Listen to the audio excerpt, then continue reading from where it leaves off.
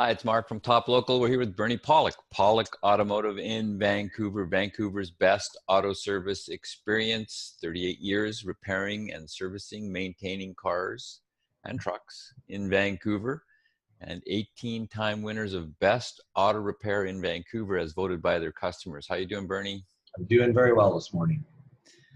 So we're going to talk about a Range Rover, 1999, a little bit older one, that had a plugged engine oil pickup tube. I keep thinking pickup artist on this thing. Pickup tube, oil pickup tube. What was going on with this SUV? So this vehicle came to our shop. The owner had, the problem he was having is the engine was making a ticking sound, and the oil warning light on the dash, the red oil can looking light, which is very serious, light was coming on. He'd had a similar issue in the past. So anyways, that's what was going on with the vehicle, low oil pressure, and obviously a pretty serious concern. And so how did you diagnose that it was a plugged oil pickup tube? Well, this one was a little bit of a different diagnosis. You know, we work on cars for a long time, so generally when you hear an engine going tick, tick, tick, tick, tick, and the oil light on, it's usually a pretty good indication that there is, in fact, little to no oil pressure in the engine.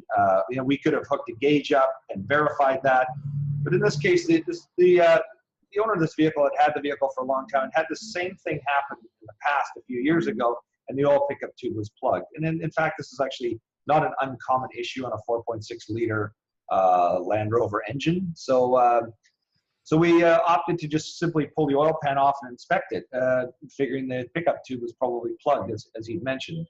And it's actually a surprisingly easy job to remove an oil pan on this engine, which is kind of rare. Usually in a 4x4, it's a complete pain to remove it, but this is actually a rare treat, very simple to do. So I'll just share a few photos. 1999 Range Rover, beautiful vehicle in its day, you know, getting pretty aged now, but, you know, again, top of the line SUV in its day. There's our oil pan underneath the vehicle. Bit of a weird angle of a photo, but there's actually, you can see there's actually a lot of space. This is the front differential. It's a solid differential. I'll get into that in a minute, which is interestingly unique, but it's not like a newer Range Rover or even a lot of older American pickup trucks where it would take you hours to get the oil pan out. This is a really simple, very accessible job. We'll get right into the heart of the matter. There is the plugged oil pickup tube. So the oil pickup tube is basically it's a big long tube, about a foot, 18 inches long. It's a thin, you know, 1/2 to 3/4 inch diameter metal tube with a pickup section on the front and a strainer. It's just got a screen, and as you can see, this is all black carbon sludge that's being sucked into the strainer and blocked it. So when the engine's running, it can't pick up any oil. It just sucks on this, and that's not a good thing. Here's a view in the bottom of the oil pan. This is some more sludge that we found in the bottom of the oil pan.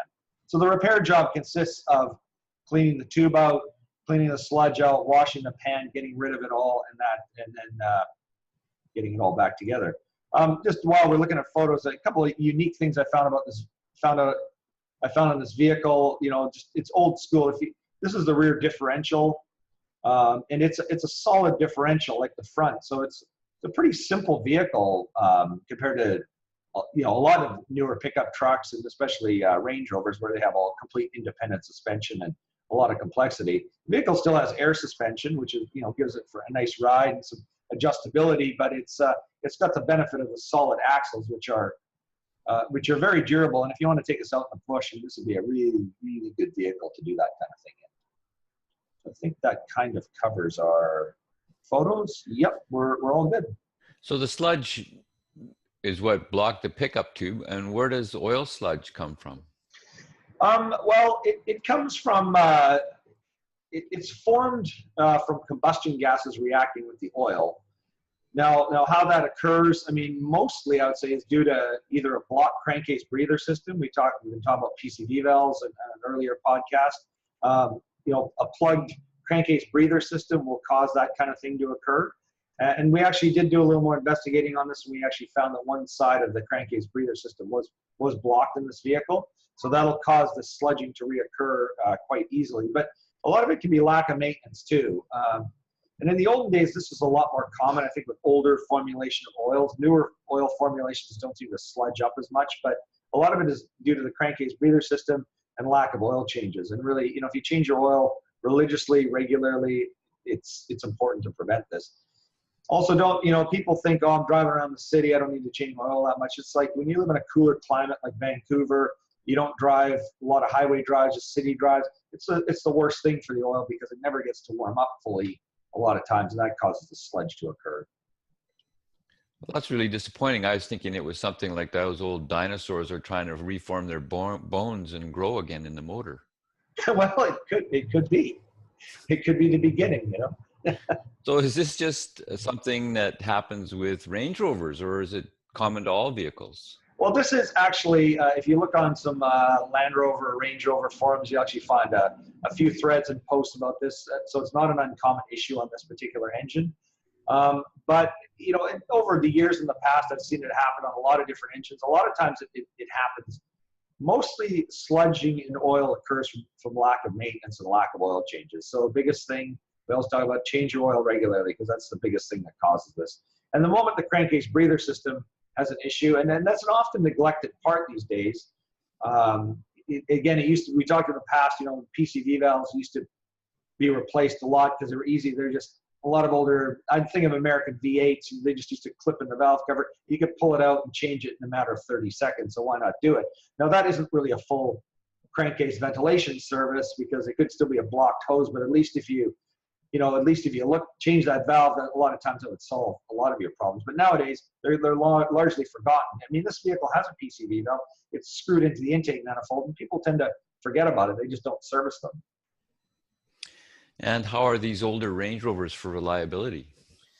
They're pretty good. I mean, I think we work in a lot of Range Rovers and Land Rovers, and they all seem to have their sort of quirky problems. For every generation has a certain problem with their engines, and the next one doesn't have engine problems. And overall, these are pretty good. It's a complex vehicle. It's got air suspension, so there's a lot of things that can go wrong and do.